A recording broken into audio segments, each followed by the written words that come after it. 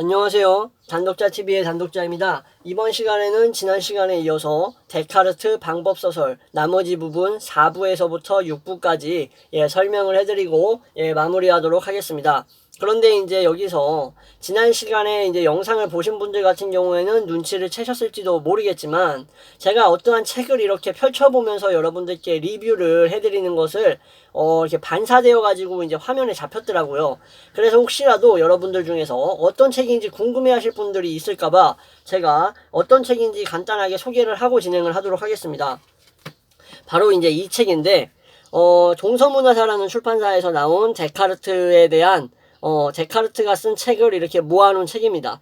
그래서 이제 방법소설부터 뭐 철학의 원리, 정신지도를 위한 규칙까지 이렇게 모아놨는데 제가 이러한 시리즈를 되게 좋아합니다. 동서문화사가 이러한 시리즈를 많이 내는데 왜냐면은 이제 저렴한 가격으로 이렇게 여러 철학자들이 쓴 이 내용을 모아서 볼 수가 있는 거죠, 한마디로. 그러니까 한 명의 철학자가 여러 가지 책을 썼기 때문에 이러한 책들을 각개별로 사가지고 보게 되면은 또 여러 가지로 또 시간도 들고 뭐 여러 가지 이제 어려움이 있을 수가 있잖아요, 그쵸? 근데 이렇게 한꺼번에 모음집으로 사게 되면은 모음집도 아니지 한 권으로 묶어 놓은 것을 사게 되면 여러모로 장점이 있다라고 생각합니다. 물론 뭐 제가 동서문화사로부터 무슨 뭐 이렇게 돈을 받아가지고 이렇게 홍보를 하는 건 아니고 솔직히 구독자 수도 뭐 몇만 명, 몇십만 명 되는 것도 아닌데 저한테 동서문화사가 뭐 이렇게 투자할 리가 없지 않겠습니까? 그쵸? 참 씁쓸한 말인데 여기까지 하고 그럼 진행을 하도록 하겠습니다. 자, 그래서 순수한 의미로 이 책을 그냥 추천드린다. 저는 이러한 것을 보면서 리뷰를 했다라는 것을 여러분들께 알려드리고자 방금 보여드렸던 겁니다. 자, 그러면 4부가 이제 시작이 될 건데 4부 내용은 상당히 중요해요. 4부 내용이 왜 중요하냐면은 우리가 데카르트에 대해서 어느 정도 알고 있는 사람들이라면은 한 번쯤은 들어봤을 그 데카르트의 핵심적인 뿌리 사상 그것들이 전부 4부에 들어 있습니다. 그만큼 중요한 부분이 바로 이 4부이기 때문에 제가 좀 더 성심성의껏 설명을 해보도록 하겠습니다. 자, 3부에서는 데카르트가 네덜란드에 이제 응거하면서 고독을 즐기며 자신만의 탐구를 이제 진행해 왔다라고 얘기를 하는데 4부에서 이제 어떻게 시작을 하냐면은 내가 최초로 사색한 것이 있는데 그것에 대해 이야기하겠다라는 거예요. 이러면서 본격적으로 시작합니다. 뭐가 본격적으로 시작되냐? 데카르트의 그 유명한 의심이 시작됩니다. 조금이라도 의심할 수 있는 것들은 전부 거짓으로 여기겠다라는 거예요. 첫 번째. 그리고 감각 속에서 우리가 어떤 것을 사실로서 판단하고 어떤 것을 이제 인식하죠. 이러한 감각을 의존해서 인식하는 것들 또한 역시 불확실하기 때문에 이러한 것들도 역시 거짓이라고 생각하겠다라는 겁니다. 가정하겠다라는 거예요. 그리고 나서 내가 지금까지 분명히 논증을 통해서 사실로서 여겨졌던 것들, 그러니까 if 지금까지 만약 논증을 통해서 참으로 여겨졌던 것들도 다시 한번 생각해서 전부 거짓으로 가정해 보겠다라는 거예요. 이런 식으로 모든 것들을 거짓이라고 생각하고 심지어 나의 머릿속에 드는 생각들을 환상이라든가 꿈이라는 것들로 치부를 한다라고 해도 결코 변하지 않는 하나의 사실은 이러한 생각, 이런 생각을 하고 있는 나 있죠, 나. 이런 생각하는 나, 자아죠, 자아. 이런 생각하는 나이자 자아는 반드시 어떠한 무엇이어야만 한다라는 거예요. 무엇이어야만 한다. 이것을 부정할 수는 없다라는 거예요. 이게 바로 그 유명한 나는 생각한다, 고로 존재한다라는 그 명제의 기본 바탕이 되는 데카르트의 사유입니다. 방법소설 4부의 첫 번째 내용이에요. 다시 한번 정리해드리면 조금이라도 의심할 수 있는 것들은 전부 거짓으로 치부하고 감각작용을 통해서 우리에게 떠오르는 것들도 역시 감각을 믿을 수 없이 불확실하니까 역시 거짓으로 인식해보고 그리고 만약에 지금까지 참이고 논증을 통해서 완벽하다라고 여겨졌던 진리들도 거짓으로 여긴다고 하더라도 그리고 다 전부 꿈이자 환상으로 치부하더라도 이러한 종합적인 생각을 하고 있는 나, 이런 생각을 하고 있는 나는 반드시 어떠한 무엇이어야만 한다라는 거죠. 이것이 바로 데카르트가 얘기하는 철학의 제1원리라는 거예요. 제1원리. 이것을 바탕으로 진행을 합니다. 데카르트가. 상당히 유명한 부분이라서 여러 가지의 이제 말로 옮겨져서 뭐 이제 대중적으로 알려져 있죠. 데카르트에 대해서 아는 사람들은 알만한 부분이고, 두 가지를 자신이 이렇게 해서 깨달았다라고 또 얘기를 해요. 이 두 가지가 중요한 게 뭐냐면은, 내가 신체가 없고 내가 장소에 있지 않더라도, 그리고 세계라는 것이 존재하지 않더라도, 그래도 내가 존재하지 않는다라는 것은, 이것은 상상할 수가 없다라는 거예요. 이거는 가정할 수가 없다라는 거예요. 자, 이게 무슨 말이냐면은, 신체가 없고 존재가 없고 존재가 아니지, 신체가 없고 장소가 없고 세계가 없다라고 생각을 하더라도 내가 존재하지 않는다라는 것을 가정할 수 없다. 내가 존재하지 않는다라는 것을 가정하는 순간 신체, 장소, 세계 모든 것들이 다 무가 돼버리는 거잖아요. 그쵸? 그렇기 때문에 이러한 사실을 가정한다라는 것 자체도 생각이잖아요. 그쵸? 근데 내가 존재하지 않는다라는 것을 어떻게 생각하냐는 거예요. 내가 이미 존재하지 않는데. 이해가 되시나요? 동어반복이 아니라 내가 존재하지 않는데 내가 존재하지 않는다라는 가정을 어떻게 생각하냐는 거죠. 그쵸? 이러한 식으로 얘기를 하는 거고, 그리고 반대로 내가 내 모든 것들, 내 주변의 모든 세계와 사물들을 의심한다라는 것 자체, 그러니까 한마디로 내가 하는 이 의심 자체가 바로 나의 존재를 이제 증명해 준다라는 거예요. 이러한 의미죠. 내가 하고 있는 의심은 내가 존재하는 것이 확실하다라는 것을 증명해 주는 것이다 라는 거예요. 이게 바로 데카르트가 이제 사유하게 된 두 가지의 다음의 핵심 내용인 거죠. 그죠? 그래서 결국 나라는 것은 뭐냐 그러면 하나의 실체라고 본 거예요. 실체라는 것은 생각인 거예요. 데카르트에는. 왜냐? 데카르트에게는 생각일 수밖에 없는 거죠. 생각하기 때문에 내가 존재하는 것이기 때문에, 그리고 이러한 것들에 있어서 생각을 하기 위해서 나는 장소나 어떠한 물질 같은 거에 의존하지 않는다라는 거예요. 자, 이 부분도 상당히 중요한 부분입니다. 장소나 물질에 의존해야지만 생각할 수 있는 거 아니야 라고 생각할 수도 있어요, 사람들이. 왜냐? 내 뼈, 그리고 뭐 내 피가 흐르는 이 몸, 이런 것들도 다 물질로서 본다면 이러한 물질이 있기 때문에 비로소 생각이라는 게 가능한 거 아니야 라고 반박하는 사람들도 있겠지만, 데카르트가 말하는 것은 그런 게 아니에요. 장소와 물질에 의존하지 않는다라는 것은 내가 나의 존재가 있다라는 것을 사유하는 데 있어서 뭐 다른 연장이라던가 도구라던가 특별한 장소가 있어야만 된다라는 게 아닌 거죠. 이해가 잘 안 되실 수 있기 때문에 다시 한번 말씀드리면, 내가 무슨 뭐 시장에 가야지만 내가 나의 존재, 나의 코기토라고 하죠. 코기토. 나의 자아를 생각할 수 있는 게 아니고, 뭐 내가 무슨 뭐 오페라 홀에 가야지만 내가 나의 존재를 다시 한번 성찰해 볼 수 있는 게 아니라는 거예요. 내가 마치 오두막에 있어야지 내가 나를 생각할 수 있는 게 아니라, 이러한 장소에 의존하지 않고 물질에 의존하지 않는다라는 거예요. 한마디로 물질에 의존하지 않는다라는 것은 내가 무슨 뭐 수건이 있어야지만 나의 존재를 이제 생각해 보는 것도 아니고, 내가 무슨 연필을 가지고 있어야지만 내가 나의 존재를 떠올리는 게 아니라, 나의 실체는 나의 생각 그 자체라는 걸 의미하는 거예요. 이 부분에 있어서 오해가 많을 수 있기 때문에 이렇게 분명하게 짚고 넘어가는 겁니다. 자, 이제 이해가 되시죠? 이 부분이. 뭐 다른 분들도 이렇게 자세하게 설명을 하는지는 모르겠지만 어쨌든 저는 이 4부가 상당히 중요하기 때문에 이렇게 설명을 하고 넘어갑니다. 그리고 나서 이제 자신은 이제 의심하고 있다라는 것이 나의 완전하지 않음을 얘기한다라고 얘기합니다. 자, 이 부분도 상당히 중요한 부분이에요.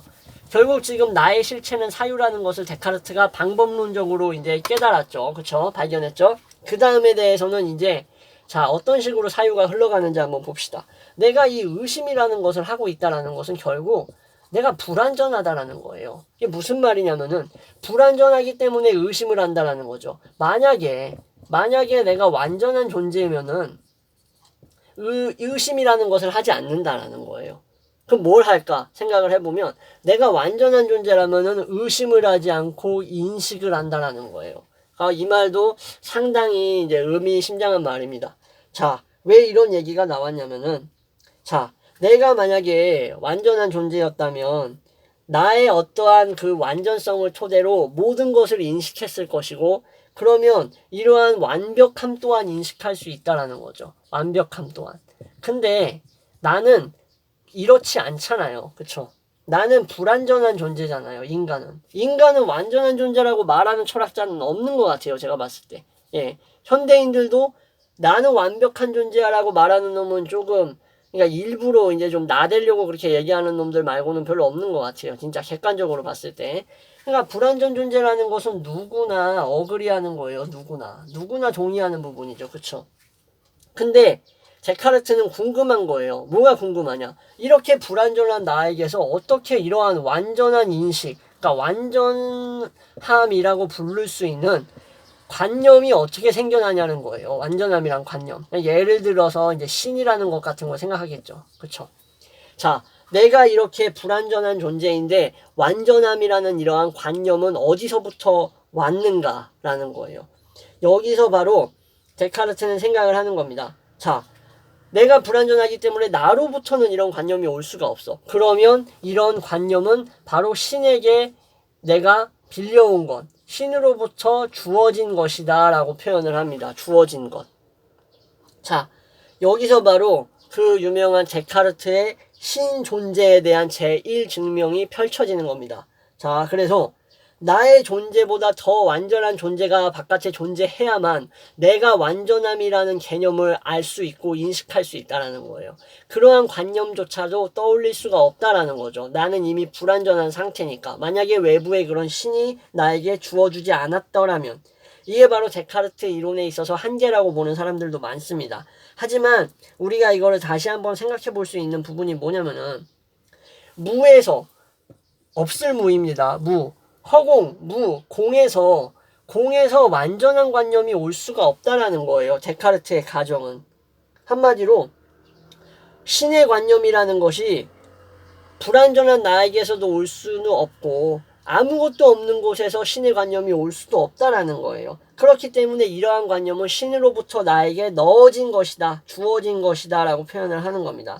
자, 그래서 내가 어떠한 것에 의존하고 있다라는 거죠. 예, 의존하고 내가 갖고 있는 것을 얻을 수 있는, 나의 불완전성을 조금씩 채울 수 있는 그러한 존재가 반드시 있어야 된다라고 얘기를 하면서 신의 존재를 이렇게 증명하고자 합니다. 그래서 만약에 이거에 대한 또 반론을 예상을 하면서 이렇게 얘기를 해요. 내가 만약에 유일한 존재고, 자, 여기서 다시 지우겠습니다, 이제. 예. 공간이 없어가지고 지워서 설명을 해야 될 것 같아. 만약에 나가 만약에 퍼펙트하다고 쳐요. 퍼펙트. 내가 퍼펙트한 존재고, 그리고 독립되어 있는 존재예요. 예. 내가 이 인디펜던트하고 퍼펙트한 존재면은 이런 것들을 신으로부터 얻을 필요가 없다라는 거예요. 나의 몸 정신으로부터 완전성이라는 것을 독립적으로 얻을 수 있어야 된다는 거예요. 예. 그러니까 나의 몸, 나 자신 자체로부터 이러한 관념이나 이러한 개념들을 끄집어낼 수 있어야 된다는 거예요. 모든 나머지의 완전성을. 근데 인간은 어떠냐? 데카르트가 봤을 때 인식이라는 것이 너무나 제한되어 있다는 거예요. 제한되어 있다는 거. 이러한 인식이 제한되어 있다는 것은 결국 나에게서 모든 완전함을 끄집어낼 수가 없다는 것이고 이게 나의 불완전성이라는 거죠. 그렇기 때문에 신이 외부에 있어야만 한다라고 이렇게 신을 증명합니다. 신의 속성에 대해서 얘기를 하고 이 부분이 방법서설에 있어서 이제 4부가 중요한 이유 중에 또 하나라고 할 수 있습니다. 그래서 또 이런 얘기를 해요. 기존의 기하학에 대해서 평가를 합니다. 기존의 기하학에 대한 평가. 이 부분도 상당히 중요해요. 이 부분도 상당히 중요한 이유가 또 4부에 대한 내용은 전부 다 중요하다라고 거의 보시면 돼요. 기하학에 대한 것, 예를 들어서 뭐 원이 있으면 이 원의 가운데 점을 찍고 이 가운데 중심점으로부터 모든 거리가 다 동일하다라고, 이 원이 찌그러지지 않고 완전한 원일 경우에, 완전한 원을 가정했을 때 이러한 논증이 있다라고 칩시다. 이러한 논증.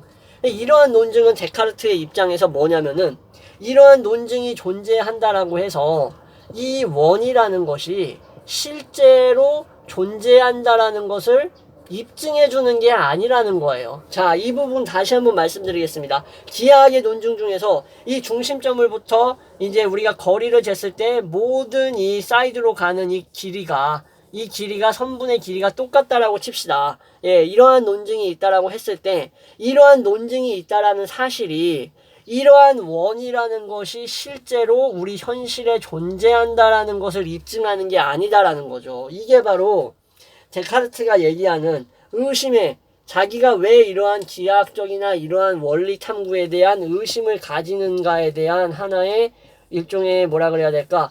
이러한 자신의 이론을 뒷받침하는 지표 같은 거라고 보시면 돼요. 이런 내용이 바로 4부에 나와 있습니다. 그래서 완전한 실체라는 것은 결국 우리가 정리하면 신으로부터 주어진 우리의 이성의 요소라는 거예요. 이성. 그쵸? 완전성을 떠올리게 만들어주는 것. 그것은 바로 우리의 불완전성을 채워 넣어준 일종의 선물과 같은 거라고 데카르트는 생각을 하는 거죠. 이 중세적인 사고방식에서 많이 벗어났다라고 생각을 하는 사람들도 있지만, 데카르트가 코기토를 얘기하면서 우리가 자연이라든가 우리 외적인 사물에 중심을 맞추고 신중심인 세계에서 중심을 맞추다가 근대로 넘어오면서 데카르트에서 비로소 나의 중심을 맞춘다고 얘기를 하면서 데카르트를 고평가하기도 하지만, 데카르트가 여전히 이러한 스콜라적인 중세적인 요소가 남아있는 부분이 바로 이러한 부분이라고 할 수 있습니다. 자, 그래서 신의 관념과 정신의 관념이 각각 먼저 감각 속에 있었던 것이 아니라는 거죠. 예. 감각 속에 있었다면 그 감각은 불확실해서는 안 되는 거죠. 그렇죠? 정확히 인지하고 인식할 수 있고 명확하게 말을 할 수가 있어야 되는데 그렇지가 않잖아요. 그렇죠? 그래서 데카르트는 감각이라는 것은 어떻게 보면 불확실하다라고 확실히 이제 전제를 하고 들어가고 있는 겁니다. 네. 근데 이것을 또 부정할 수가 없는 게 우리 현대사회에서도 우리가 인정하잖아요. 우리의 감각이 얼마나 불확실한가. 우리가 시각을 통해서 파악하는 것이 얼마나 왜곡될 수 있는가. 예, 이런 것들은 경험론자들도 심지어 인정하고 있는 부분입니다. 어쨌든 그래서 우리가 매우 명석하게 이해할 수 있는 것은 신이 있고 현존한다라는 것, 신이 완전한 실체라는 것을, 우리의 모든 것들이 전부 다 신에게서 나온다라는 것을 확신해야 된다라고 얘기를 합니다. 그리고 만약에 우리의 이제 관념이라든가 개념이 거짓을 포함하는 일이 있는 것은 뭐냐면은, 이 관념이나 개념들이 불완전해서 이렇게 뭐라 그래야 돼, 혼란한 부분을 포함하고 있기 때문인 거고, 그것은 마치 물을 나누어 가지고 있기 때문이다 라고 설명을 합니다. 자, 이 부분 우리의 관념 이런 것들, 그리고 이제 개념, 여기에 허위가 포함되어 있는 이유. 자, 그 이유는 무엇이다? 무가 나누어져 있다라는 거예요. 어디에 나누어져 있냐면 우리의 관념이나 개념 속에, 예, 이러한 무의 요소가 나누어져 있기 때문이라는 거예요. 그래서 완전하지 않다라는 거죠, 결국. 예.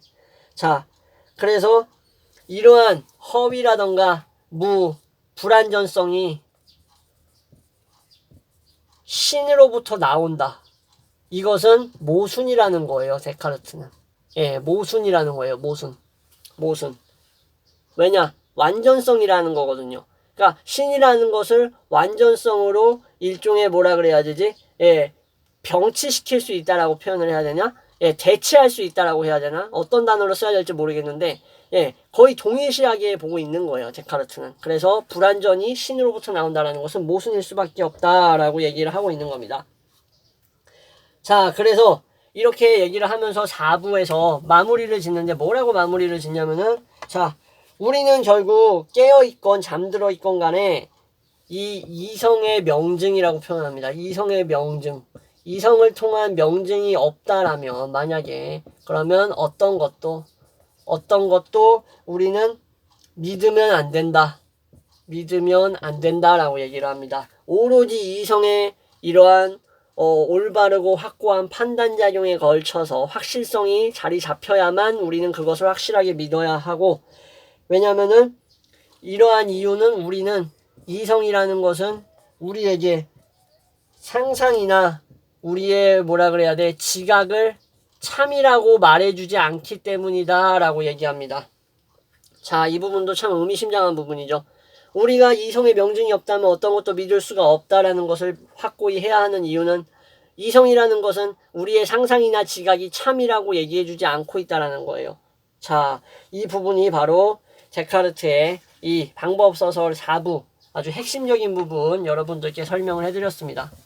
자, 그럼 이제 5부로 넘어갈 텐데, 자, 이제 5부에서는, 자, 이 5부는 제가 좀 다루기가 조금 애매한 이유가, 핑계대는 게 아니라, 이 부분만큼은 좀 빼놓고 가야 되겠다라는 것을 미리 말씀드리는 게, 여기서 심장에 대한 얘기를 합니다. 뭐, 우심실, 뭐, 좌심방 이런 거 있잖아요. 네, 혹시라도 이제 뭐, 의료 관련해서 전공자분들이 이 영상을 보시거나 아니면은 그쪽에 일가견 있는 분들 같은 경우에는 이걸 이해하실 수 있겠는데, 저는 이쪽에 상당히 별로 관련성이 없는 사람이기 때문에 데카르트가 얘기하는 이 심장과 관련한 어떤 그러한 운동에 대한 얘기가 나와요. 이 부분이 한 몇 페이지를 차지하고 있습니다. 이 심장 관련된 부분이. 이 부분을 여러분들께 설명드리는 거는 좀 오바인 것 같아요.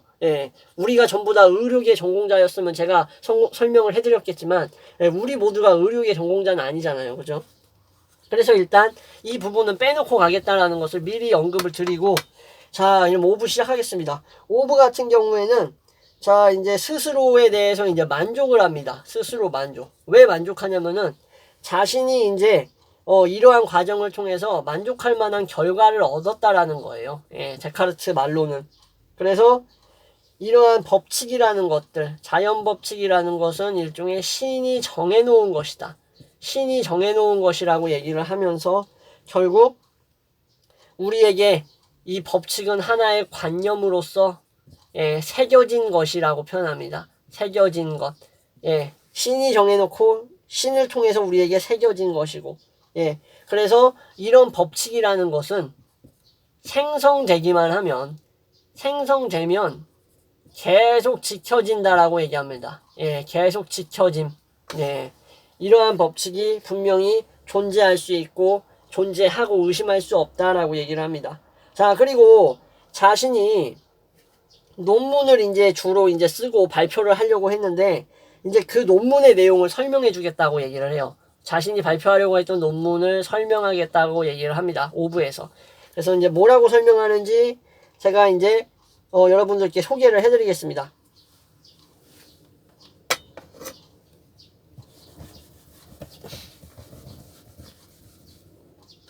자, 데카르트가 얘기했던 부분 4부에서 물질 속에는 어떠한 실체적 형상이라든가 아니면은 성질 이런 것들은 없다라는 거예요. 그죠? 그리고 우리의 인식이 태어날 때부터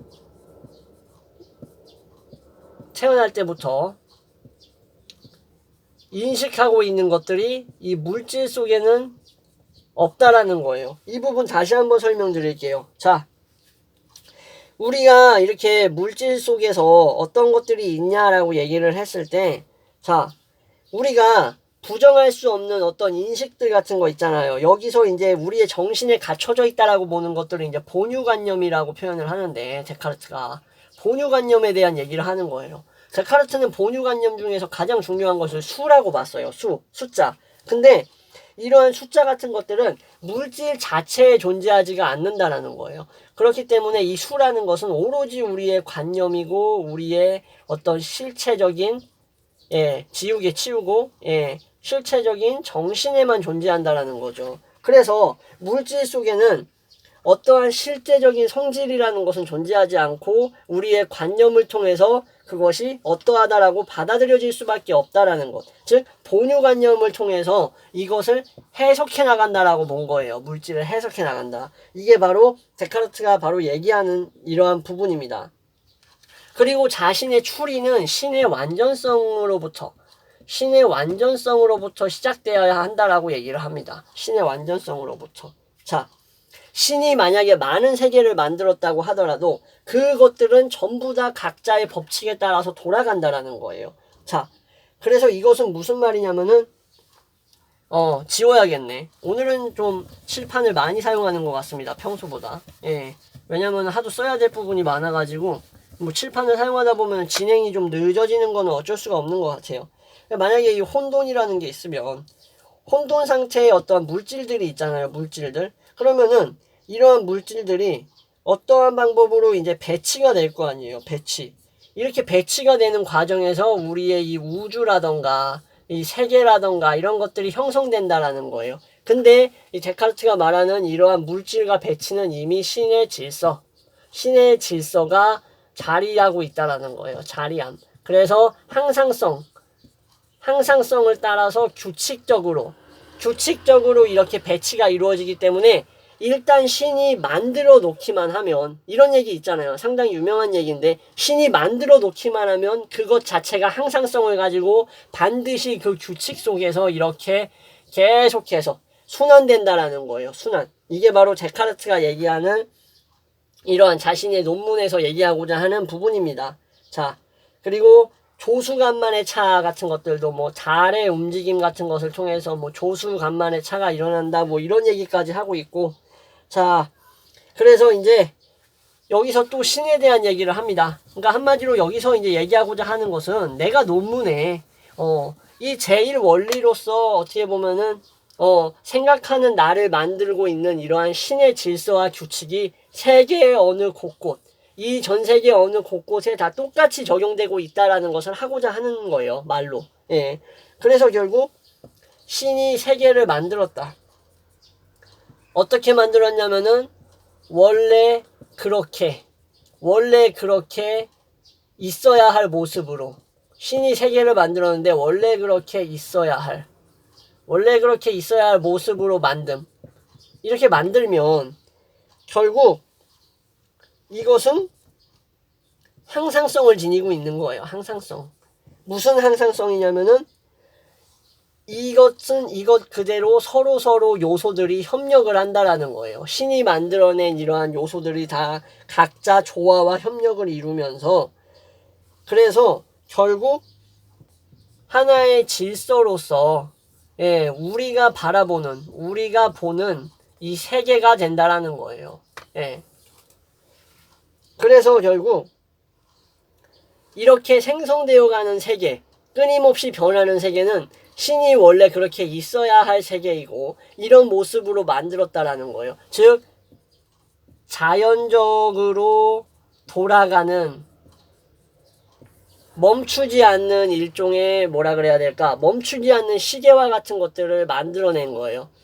시계를 만들어서 돌린 게 아니라, 이렇게 비유하면 되겠네. 시계를 만들어서 돌리고 있는 게 아니라 돌아가는 시계를 만들어 놓은 거예요. 이해가 되시죠?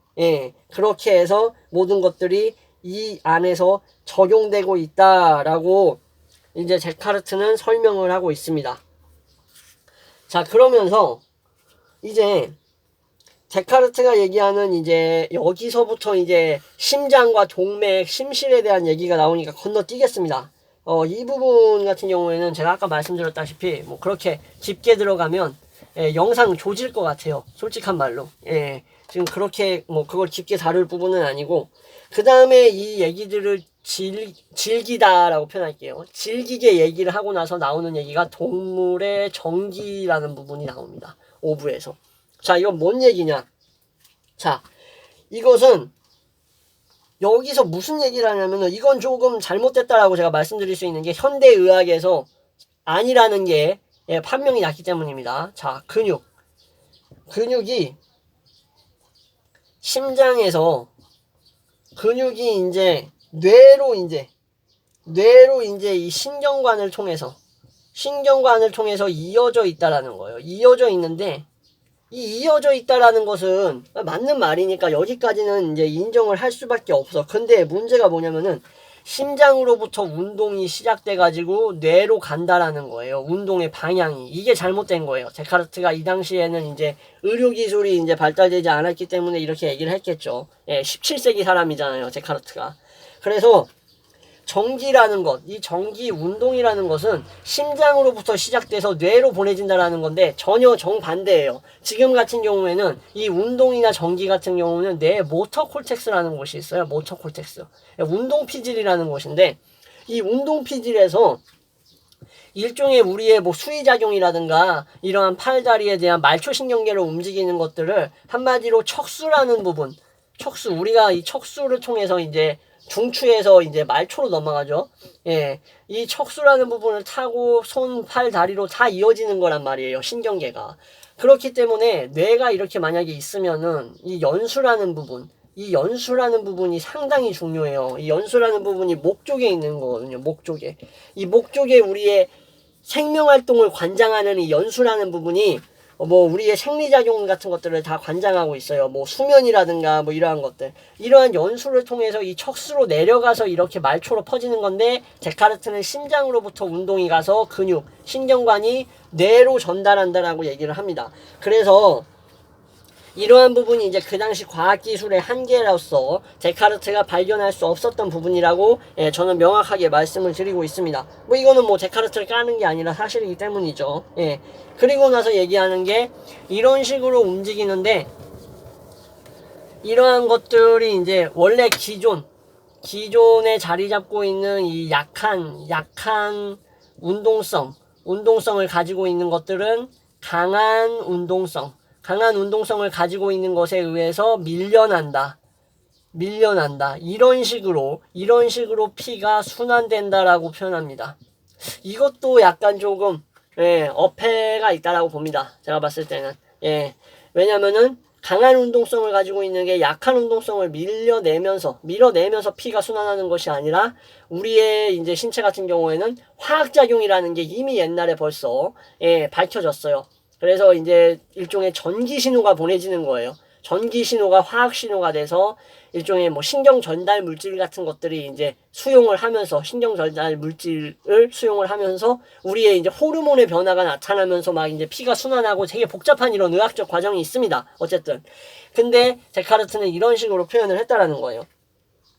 이러한 것들도 이제 이런 정도의 배경 지식이 있으면 여러분들도 저뿐만 아니라 어느 누구도 쉽게 파악할 수 있겠죠. 이 부분이 오류가 있다라는 것을. 그쵸? 그리고 나서 이제 이 다음에 이제 또 문제가 되는 소리가 있어요. 또 문제가 되는 얘기가 또 하나 더 있는 게 뭐냐면 동물에 대한 얘기예요. 제가 저번 영상에서 얘기했었는데 동물에 대해서 상당히 기계론적으로 봤다라고 데카르트에 대해서 얘기를 했었죠. 그쵸? 동물에 대해서 뭐라고 얘기하냐면은 이성 없는 기계가 동물의 모양과 만약에 비슷하다라면 우리는 동물과 기계를 구분할 수 없을 거라고 얘기합니다. 상당히 아주 시건방진 소리예요. 정말 위험한 소리입니다. 제가 데카르트 좋아하지만 이런 얘기를 하면 안 돼. 왜냐면은 이성이 존재하지 않는 기계가 동물 모양과 비슷하면 동물이랑 기계랑 구분할 수 없다. 너무나 극단적인 표현이에요. 그러니까 한마디로 이성이 그만큼 중요하다. 동물은 그만큼 뭐 미개하다, 약간 이렇게 들릴 수밖에 없는 얘기예요. 그쵸? 그래서 우리가 이러한 것을 통해서 우리는 그것이 인간이 아니라는 것을 확실하게 알 수 있다라는 거고, 또 동물은 언어 사용 못한다라는 거, 그리고